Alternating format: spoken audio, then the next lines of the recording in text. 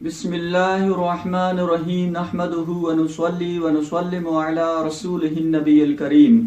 اما بعد فاعوذ باللہ من الشیطان الرجیم بسم اللہ الرحمن الرحیم فاسألوا اہل ذکر ان کنتم لا تعلمون۔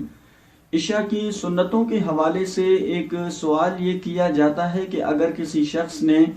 عشاء کے فرض سے پہلے جو 4 رکعت سنتیں ہوتی ہیں وہ نہیں پڑھی تو اب آیا کہ فرض کے بعد ان سنتوں کو پڑھ سکتا ہے یا نہیں پڑھ سکتا۔ دیکھیں، اگر ظہر کی 4 رکعت جو سنتیں ہوتی ہیں وہ سنتیں مؤکدہ ہوتی ہیں،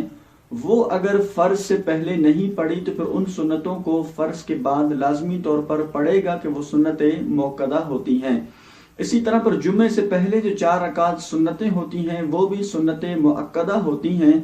وہ اگر بالفرض فرض سے پہلے نہیں پڑھی تو اس کے بعد پھر فرض نمازوں کے بعد بھی، یعنی جمعے کے فرض کے بعد بھی ان سنتوں کو وہ لازمی طور پر پڑھے گا۔ لیکن یہاں چونکہ عشاء کی جو 4 رکعت سنتیں ہوتی ہیں یہ سنتیں غیر مؤکدہ ہوتی ہیں، اگر کسی شخص نے ان سنتوں کو نہیں پڑھا تب بھی اس صورت میں وہ گناہگار نہیں ہوگا،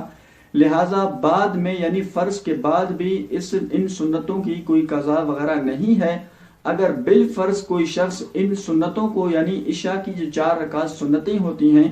ان سنتوں کو فرض کے بعد بھی اگر پڑھنا چاہے تو اس صورت میں پھر وہ سنتیں یعنی جو عشاء سے پہلے جو 4 رکعت سنتیں ہوتی ہیں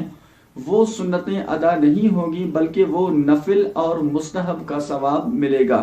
تو اس لیے اگر کوئی شخص عشاء کی 4 رکعت سنتوں کو